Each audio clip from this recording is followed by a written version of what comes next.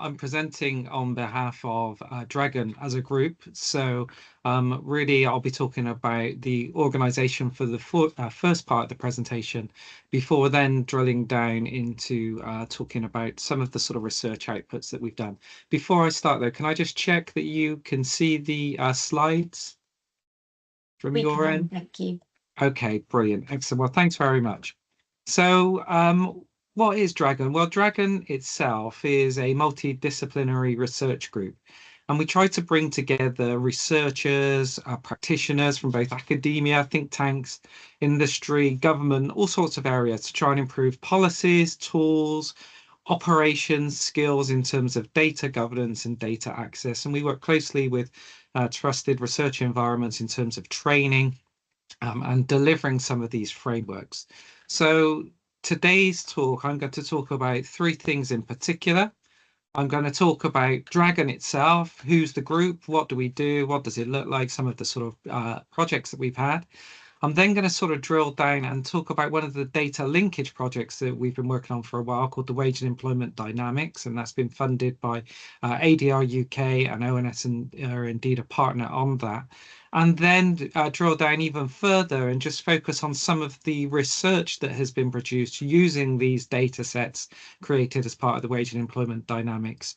And then I'll tell you a little bit more about one of the projects I've been particularly involved with. But I think if you look at the sort of diagram on the right here, I was thinking how this sort of holds together and why we're a sort of credible organisation for doing this stuff, because we do work at the higher level, at the theoretical level around governance and data access. But lots of us are also sort of practitioners, so we translate this from theory into practice, as I said, working on data linkages projects, but also with research. So what do we need this data for? How do we use this research? And all of these things sort of link together and feed together. So I think that's a real core sort of benefit of the group and this the diverse nature of it. So this is the sort of management team. So I'm sort of here speaking on behalf of the group, I suppose, and we're delighted to collect the award as a team.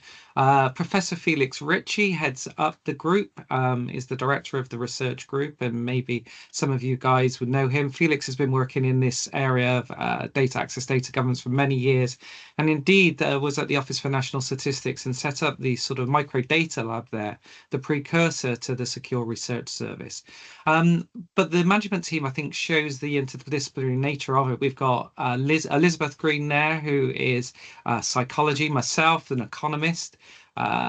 We have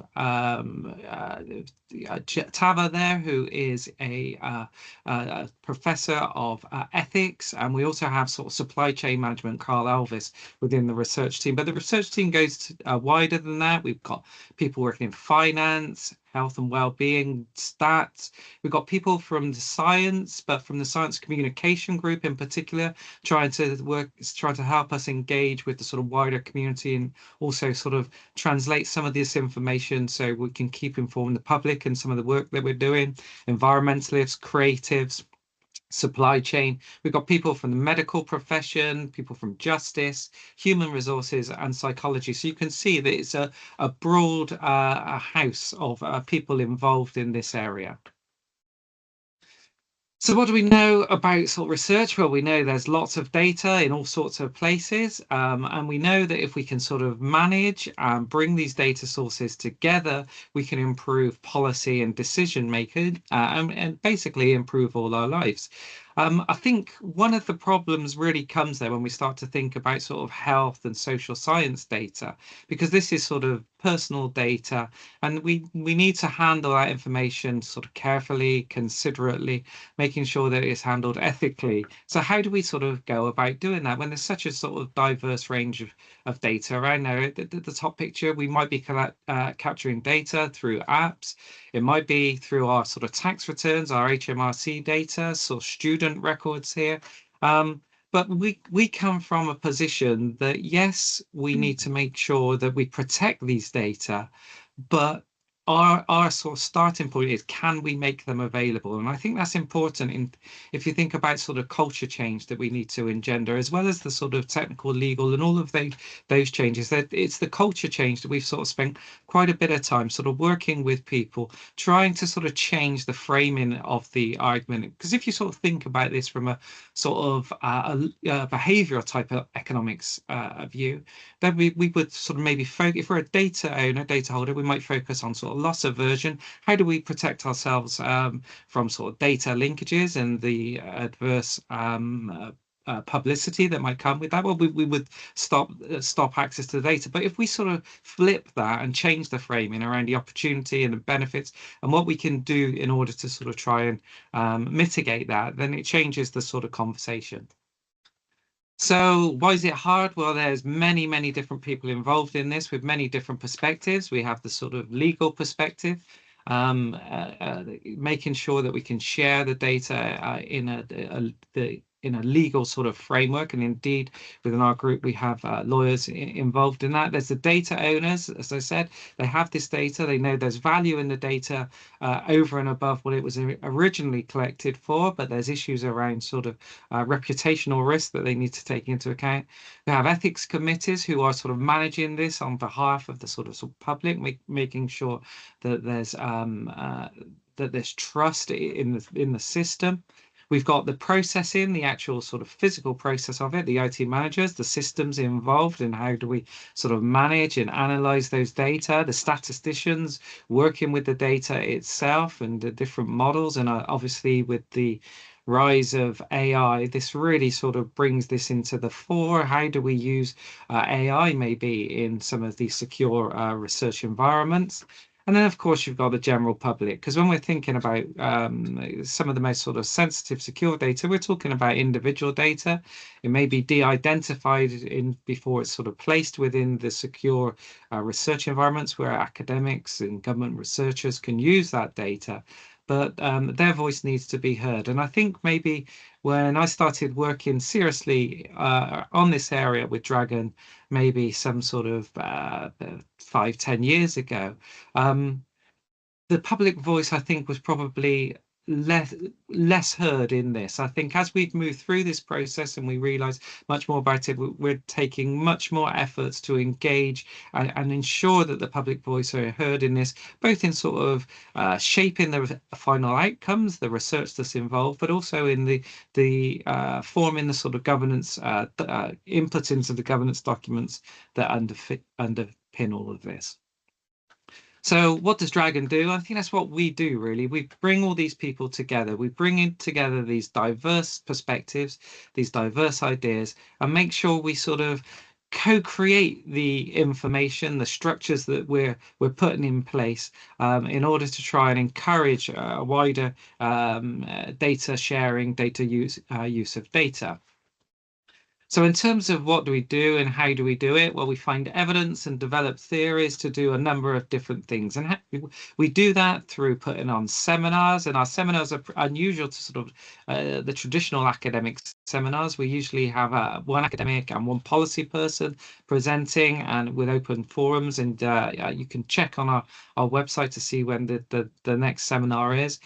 We undertake sort of collaborative research, working across universities, across different types of organizations, and lots of policy engagements. In everything we do is unsupported by different stakeholder groups. We have academic stakeholder groups who can help us consult maybe on technical issues. We have a government stakeholder group who helps us really make sure that what we're doing is focused on the sort of policy angle, but we also have a public stakeholder group. So working through sort of third sector organizations, working through charities, we make sure that the sort of public voice is heard in what we do. So one of the things we like to do is persuade organizations to share data. As I said, this is about this sort of culture change. One of the organizations we're currently working with at the moment is the Australian government, their equivalent of the sort of Department for Work and Pensions. And we're helping them to design their sort of data research data strategy.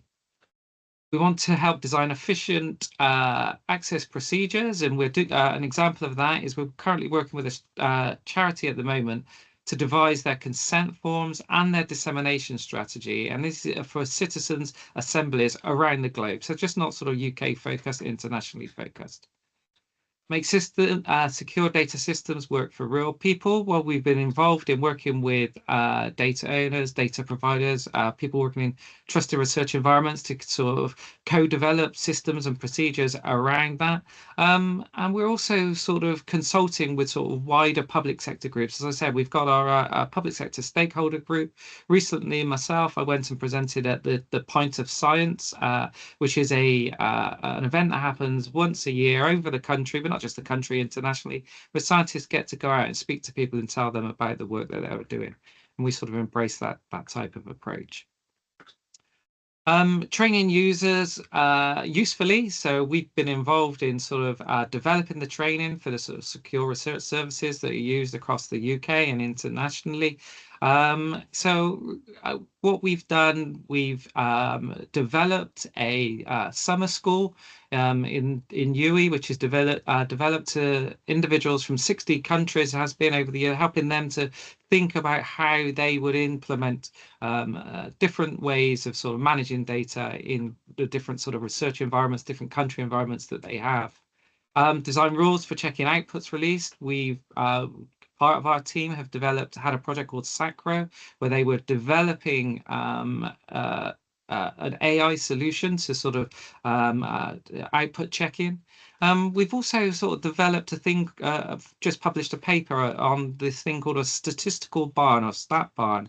And this is a framework that's been identified to developing categories for 12 different groups with 12 different types of statistics, and therefore 12 different rules for analyzing those types of statistics. So always looking sort of for innovations in and around sort of output checking. And as I said, like part of what we do is this thing for changing attitudes to data access. So really being an advocate for open data in a trusted and impactful way. So when we think about what our impact has been, we've created a number of foundational tools and frameworks that are used across all of these data archives across the UK. You'll see in the right here, Research Data Scotland, NHS. So obviously they're used independently by these things, but some of the things we've created are the 5 SAFEs frameworks. Some of you may be aware of that. We've authored a guide on output checking, and when we were working with the community, one of them wrote that this is the single point of truth in relation to output checking. It's not our words, but we're more than happy to adopt it. We sort of train the trainers as well. So we devised the testing for the output checkers. And in terms of the AI checking problem, for instance, one of the professors who works with us, a computer science professor, Jim Smith, he was working on a problem around cancer checking for sort of cancer. Obviously, using AI, uses multiple sort of models and data in a number of different frameworks, really sort of maybe magnifying the risk of sort of data disclosure, and was developing sort of systems and approaches to try and address that. In terms of training, not only are we sort of doing training in relation to sort of output checking, we're also been involved in developing career profiles for people working in that, because there was a problem that's potentially identified that sort of getting people to sort of recruit into this field. They need ways in which to develop their careers, and a couple of our colleagues had fellowships and looked at a way of sort of trying to model that and develop that. We train roughly about 1,500 people a year on sort of research training. And as I said, we have our own independent summer school training, 60 health research projects in 30 countries across the globe. So in terms of data linkage as well, we're involved in sort of directly involved in trying to sort of pursue these data linkages, working with our partners at the Office for National Statistics and funded by ADR UK. We've been working on a project called the Wage and Employment Dynamics, which I will tell you a little bit more about later. So when I was sort of putting this presentation together, I sort of asked the colleagues who are working across all the different areas, like where are we sort of having impact, who are we having impact, and they gave me these list of acronyms. I don't know half of them, so not to worry if you don't. But I think really the point of this slide really is just to show you the different sort of groups, the number of different groups that we're working across and working in sort of partnerships with. Obviously, ONS would be one of our key partners. ADR UK being another key partner. And for those of you who don't know ADR UK, they've been brought in really to try and maximise the use of the effective uh, sort of infrastructure that we have at the moment to try and encourage the better use of public data to inform policy and improve decision makers. So lots of our frameworks underpin the sort of management of these data in the trusted research environments, but we're also directly working with ADR UK on that particular project, the wage and employment dynamics. The other sort of project which we're sort of contributing to is maybe a more forward-looking project, the DARE project, which is what will these data services look like in the future? And we're funded as part of a Trevolution project, which is looking around federated data models. So how do we bring services forward without handing over to a sort of central archive? So you have this sort of federated data sort of access. Within that, we're leading on sort of some technical elements, some governments, and also AI and semi-automated output check-in, how we can sort of take that forward into the future. We're also inputting into the Economic Social Research Council's 5-year plan, which is embedding DRAGoN models. So this is about sort of future data strategy and how we're going to take that forward. Okay, so the final sort of slide I wanted to give in relation to sort of DRAGoN was just to show the sort of impact of the group goes beyond just sort of the national border, but sort of internationally. So, as I said, ways in which our models are being used, whether that's the 5 SACE framework, whether we're training researchers, whether we're involved in trying to improve and output checking, whether it's the advocacy in terms of attitudinal change or the practical operating guidance, or even some sort of statistical theory, is being used right across that. The red in here shows that our models are really embedded into everything that the country does. So right at the core of data access, data governance in those countries. The purple is where models are being sort of widely used, but they're not part of a sort of national strategy. White is where they sort of use these frameworks, but they're only really just part of a wide berth of tools that they're using. Those are shaded in green.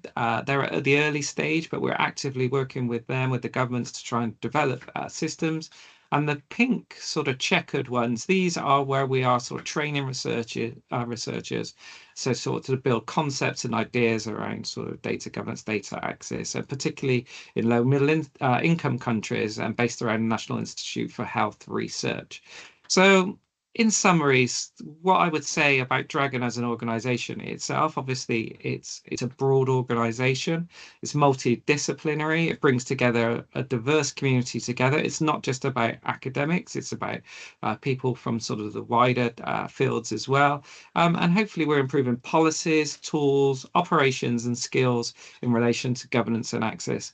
I think we be confident enough to say that we're setting the benchmark for sort of responsible data management in research. This empowers better decision making and public trust in data use.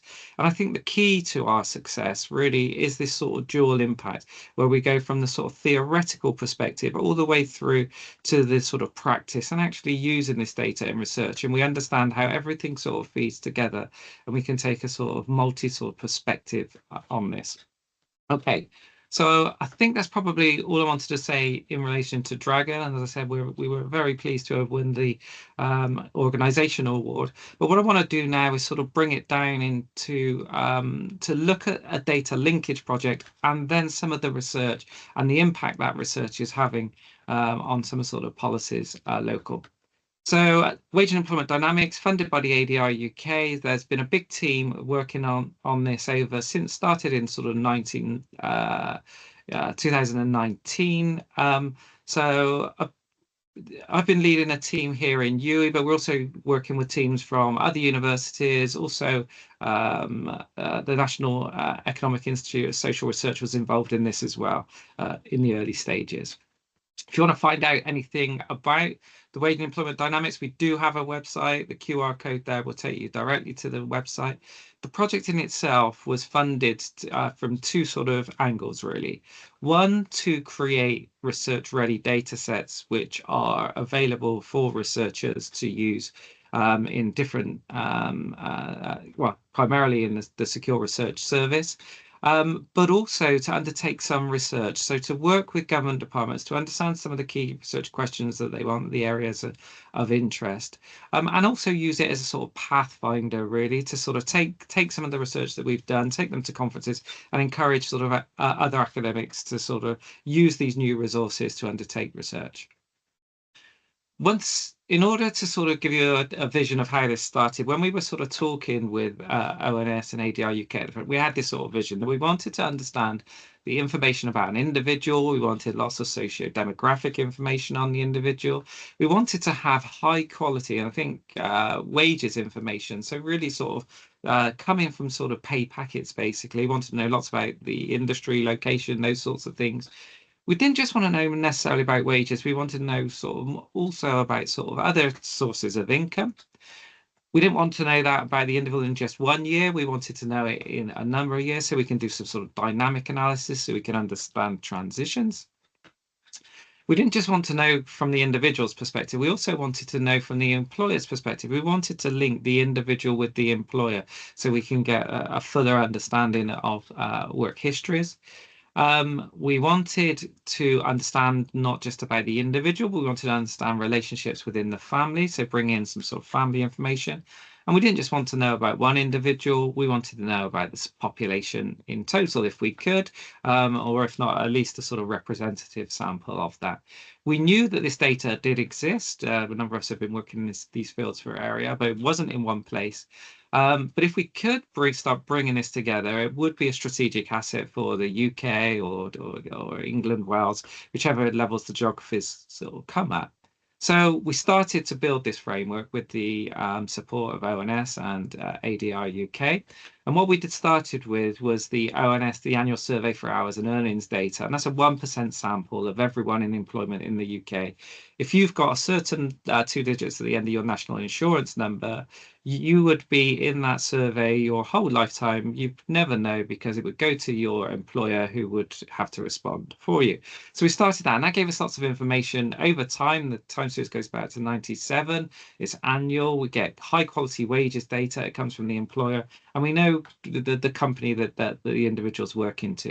And we can link to sort of ONS business data, so we can get information on that employer as well. We've also linked to HMRC data, self-assessment data. So if you're not in employment, you could be unemployed or you could be self-employed. Well, now if you're not in employment, we could see if you were sort of self-employed, and also the PAYE data. This is sort of regular data captured over the period of a year. The annual survey is an annual snapshot. Well, now also we've got data that allows us to look at sort of changes throughout the year, which will allow some volatility analysis, which I'll tell you about a bit more. And obviously, the HMRC data is a population database. Linked to the census, ASH only gives us gender and age. Well, we want to know much more about sort of demographic characteristics by linking to the census. This enables us to sort of bring those characteristics in.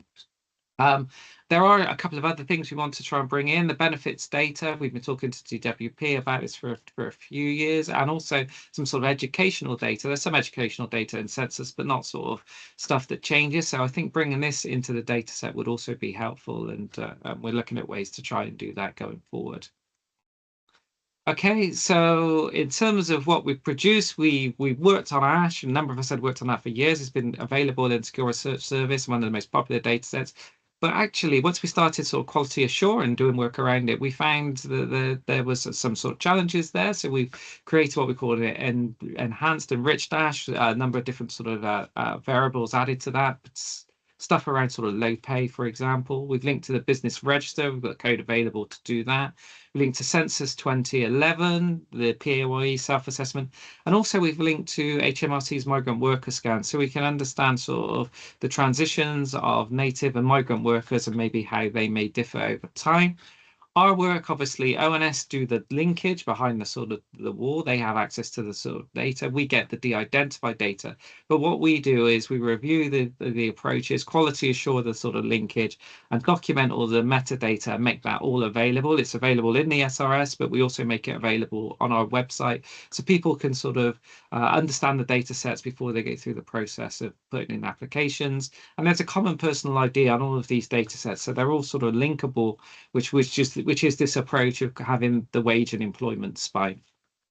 So in terms of the second part of plus, the research-ready data, the strategic research, we've had a number of sort of government departments on our board. One is the DWP, one is the Low Pay Commission. So we've done lots of work around sort of wage progression and low-wage labour markets.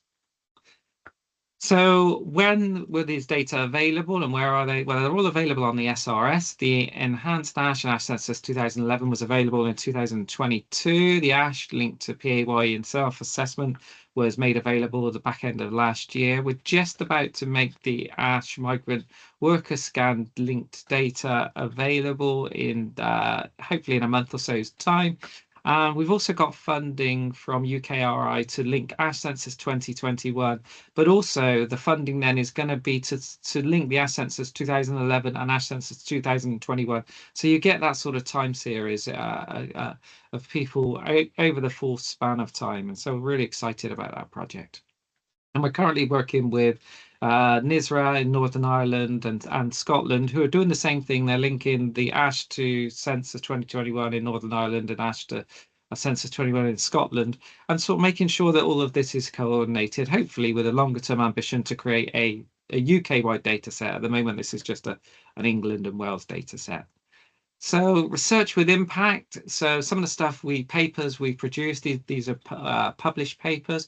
So we looked at whether when we were undertaking our analysis of ASH, we were a bit concerned about the quality of the work variable. That came out with discussions with NISRA, and we found a way to sort of test something that we couldn't actually really see by using the sort of marker on there for multi-site employees. Basically, what we did find is, yes, we did think that there was potential sort of bias in the work location variable. We made some assessments, suggestions for managing that in the short term, but really I think the main sort of thing that came out of this was a recommendation really to ONS that's really to move more towards this electronic submission, which a number of companies already do within ASH, and that's part on their list of to-do things, or at least they're going through an ASH review at the moment, and that's one area that they're looking at. Another area we looked at around was the sort of the weighting used within the annual survey for hours and earnings. At the moment, it shows it's based on sort of gender, age, occupation, region. We looked at that and brought in some other data sets, and we're able to sort of show that potentially small, young private sector organisations were underrepresented. So then we developed some own experimental weights ourselves, and we ran that over a few sort of experiments, and we noticed that the estimates suggest the national sort of living wage, the bite would be greater, and also the analysis, we looked at sort of gender pay gap, and the gender pay gap would have been bigger if we'd sort of used these weights. Again, that's sort of gone forward to ONS, who are running a sort of review of ASH over the next couple of years, and this evidence will feed into that review. With it in 2016, there was an uplift on sort of national minimum wage, went up by 50%, 50p per hour. This really gave us a chance of, say, in a sort of quasi-experimental approach, using a difference analysis to try and understand what the effect of that would be. Would it encourage greater levels of unemployment if employees have to take on the increased wage, or would it show out in that we see less transfer between jobs? And in fact, the second thing sort of came out for us that we didn't see an employment effect as such, but what we did see was that there was sort of less mobility, less job to job transitions for people because of that. Now, in one regard, that might be helpful, secure employment or whatever. But if you think of that from a productivity perspective, potential sort of reasons to be concerned where maybe employees are not sort of matching to the most productive firms as you go through. So that was an interesting finding from there. We did some using the census data. We looked at the ethnic wage gaps across the distribution, and because we were able to match employee and employer for the first time, we were able to assess the effect of the firm in this. And indeed, we did find sort of lots of sort of heterogeneous effects depending on which ethnic groups you look at, and males and females. But generally, the firm effect was substantial in there, and had been sort of overlooked in sort of previous research because they didn't have the data sort of to do this. So the suggestion here is that the sort of reform should look at sort of gender pay gap, should also include sort of ethnicity within that as well. John, one of the guys on the project, also looked at the disability pay gap, and indeed the sort of firm selecting effect was there that does go some way to explaining the sort of pay gap, but the within firm effects again was another thing that came out really sort of quite strongly. So again, the finding from this was sort of echoing the call to sort of introduce an employer disability pay gap reporting in the UK. Finally, we used Mike Brewer from the Resolution Foundation, Stephen and Niall Comerty, and Stephen Jenkins from LSE. Used this data. They came on board on the project to look at volatility. And what they found was that although the volatility over time may have sort of slowed down, there was volatility as a sort of at the low end and the high end. Really, the high end, if you're thinking a lot of that is around sort of bonuses, but at the low end, it was really sort of quite problematic. Some sort of real big changes in sort of week to week, month to month payments, and with the sort of thinking around sort of DWP and sort of benefits and how they're paid in sort of retrospect, there was a real sort of concern of how this was sort of impacting on those in the lowest levels of income. And again, sort of a recommendation was made there. Other areas where sort of research has been undertaken using these data sets, ADR UK had made these data sets flagship data sets. So there's been funding for ESRC funding for that. ADR UK fellowship funding for 6 projects there, as well as doctoral training partnerships for 3 different projects. I'll tell you a bit about my paper later. ASGI looked at sort of the migrant experience and compared that to the UK experience, and finding that those newer migrants who had been here less than 10 years were significantly impacted as opposed to those who were 10 years and above. Mimosa is looking at sort of how job opportunities for workers with different levels of formal education compare across different areas, and look particularly taking into account the role of the city in that. Darja is using the PAYE and the self-assessment data to look at sort of multiple jobs and the mixing of employee jobs with self-employment and how does that pay out. Daniel Derbyshire's looking at disability pay gap, but in particular looking at the regional sort of effects of the disability pay gap. And Catherine Fair is looking at how hiring discrimination influences the types of skills that workers in the UK labour market have and how that impacts on them as they develop. So as you can see, quite a sort of diverse range of uses for these data sets. And indeed, there's also these 3 PhD projects, one around sort of pensions, which particularly for the around sort of females, particularly those born in the 1950s, one around early labour market experiences and how does that scar and effects affect their progression and in work poverty, and then also a final one, which I think you can't see at the bottom, which is about people working in the community care sector. So for the final sort of bit, I just want to talk a bit about a paper that I've been involved with working on. I'll go through this fairly quickly. Again, the QR code there is you can scan that to sort of go through. And it was really about trying to understand, can you identify green jobs in these big data sets, which are sort of limited, I suppose, with the SIC and SOC definitions, which they haven't been collected in that way. And if we can, what does it tell us about green jobs in the region? And obviously, so this is the disclaimer. So obviously, thanks to ADR for the funding and ONS for access to the data. But all of this is our work, and we take full responsibility for it. So this is the communication. Obviously, the motivation, obviously a big challenge, but a huge opportunity. We know that there's a call for this data, and the Skidmore review recently talked about the lack of high quality, large scale longitudinal data. There's challenges with measuring green jobs. How do you measure it? Is it top down, bottom up approach? Can we identify them? But we knew with this data set that there was an opportunity to link in additional data to try and identify issues around employment pay, understand the characteristics of both the individuals and the people who were running that. So the two approaches generally that are used are a top-down approach, which is sort of industry level, and you might want to think about that in terms of greenhouse gas emissions, or it might be a subset of industries. We wanted to take a sort of bottom-up approach. People sometimes identify organizations, what products are they producing, how much revenue, employment share is related to green jobs. I wanted to take an occupational level approach, which is sort of the tasks and skills involved in the occupations. Are they sort of contributing to the sort of greening of the economy? In order to do that, we sort of linked on, obviously, we had the ash linked to census, and these gives you some stats of characteristics of what it looked like. But we had to link on the US ONET data, which they undertook a big project going back to about 2010, try to identify green occupations, what were the tasks involved, how did they sort of relate to occupations. We've then linked that occupations data to the UK occupations. I suppose that is a limitation because we're making the assumption that occupations in America are the same in the UK, and if they're green in America, they're green in the UK. But if you can sort of get over that bump, at least we can get an interesting insight into it. And to try and sort of manage that, we not only created a binary, like, is it green, yes or no? We also created a weighted measure to try and account for the sort of greenness of occupation, and to account for issues with sort of mapping from the UK to the US. Um, so number of things, we gave a lot of descriptive statistics. We took a multivariate analysis. We did this both cross-sectionally, and we did a panel fixed effects model.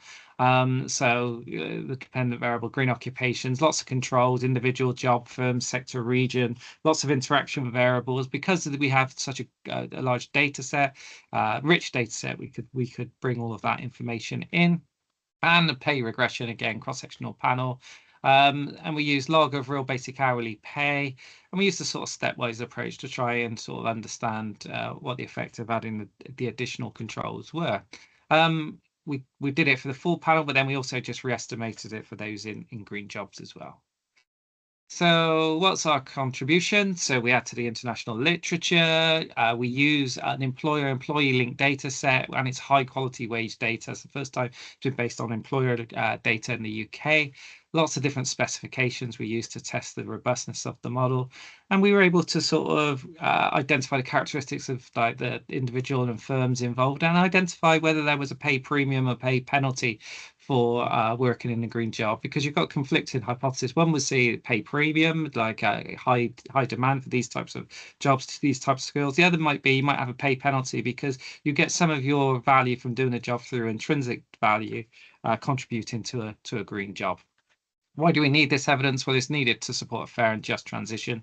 And when we developed this project, we worked with DEFRA, we worked with Department for Energy Security and Net Zero to make sure we were sort of taking their views on board with this. Some of the sort of quick results, this was our sort of maximum estimate. If we went for our sort of weighted estimate, it'd be, instead of about a third of all jobs, it would have been about 16% of all jobs are green. But really this graph here just shows you the difference, the gender difference that we sort of test for later on statistically as well, with maybe 1 in 2 jobs being male jobs being green, but this going down to less than 1 in 5 jobs in females. So you can see a massive sort of discrepancy there. We say a similar thing here with sort of 1 in 3 jobs being green jobs being white, this down to sort of 1 in 4 for Black, African, Caribbean, Black, British. So there's also a sort of gender and an ethnicity thing possibly underpinning all this. We wanted to sort of map it. We did some sort of analysis. This really just shows you lack of lower levels of jobs in London. This is the weighted measures for about 15% of jobs were green in London, and about 18% in jobs across the sort of Midlands. And this might relate to the sort of more industrial, sort of high-tech manufacturing, cars, those sorts of areas.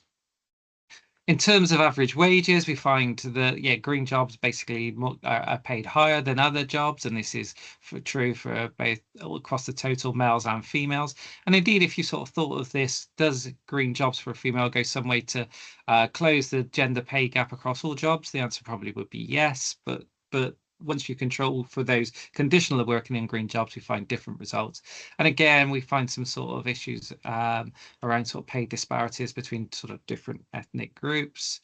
When we mapped it, the wages are the sort of same in terms of profile, but the differences, of course, are green jobs goes from about £12.5 to £17.5. Other jobs go from 10.5 to 13.5. So we ran some regressions. I'm not going to run you through this, haven't got sort of time. They're all in the paper. You can go and see that. But basically, we could the purple stuff here relates to directly green jobs. Those are indirectly green jobs. So we can sort of look at the different types of green jobs. And when we start using interaction terms, we can try and understand what's driving some of the effects. If you think here throughout this regression, there's a negative effect being female working in a green job. But when we try and work out what that could be due to, as with the sort of literature, lots of that can be due with sort of domestic responsibilities within schools. There's also a sector element too. We tested this on a number of different specifications, cross-sector and panel sort of fixed effects models. What we found, though, across all of these models was that if you're white and male, you're more likely to work in a green job. If you work full-time, you're more likely to work in a green job. And that has something to do with the composition effects really sort of favouring sort of different parts, different demographies. If you work in a union, you're less likely to work in a job. And if you take green public sector transport, surprisingly to us, we found that you were less likely to work in a green job. But this might be a sort of crowding out effect. Potentially, though, I think we need to account more for sort of geographies within this, and we're looking at this question further. Small and medium-sized enterprises, certain sectors, construction, manufacturing, and also if you work in a foreign-owned business, you're more likely to be working in a green job. So again, then we did the same sort of stuff for pay. So we found that there was about a 10% pay premium for working in a green job, but that sort of went down to about 4% when you controlled for everything. But that's an important message. So if there's a cost in training and reskilling, there is a benefit in order to sort of working in green jobs. If you worked in a green job and took public transport, you received additional money. So although you were less likely to work in a green job if you took transport, if your values aligned in both ways, there was a pay reward for that. The same if you worked in a union collective agreement, like you would be rewarded for doing so, but there's less sort of unionization in green jobs, potentially due to the sort of new nature of it. As if you are sort of female, like overall, generally it can sort of close the pay gap. But when you just look at sort of being female and with certain ethnic groups who were working in green jobs, there was a sort of pay sort of penalty almost. So actually, it wasn't contributing to sort of closing the pay gap when you just isolate and look directly within green jobs. So what's the sort of impact? So if you're going to have a fair and just transition, we need policy to involve itself in this. We need to take into account some of these issues when setting a policy around green jobs. So individuals are white and male more likely to work in there. There is a pay premium, but conditional working on green jobs, pay gaps exist. So just in summary, I told you about DRAGoN, some of the research that we're doing, the different areas. Told you about sort of data linkage project, WED, and that's available in the data sets are available in Secure Research Service. And then I told you a bit more about some Pathfinder research, 6 papers at the start before just focusing on my paper. I'm conscious I've talked for an awful long time, so apologies for that. Let's have some time for questions.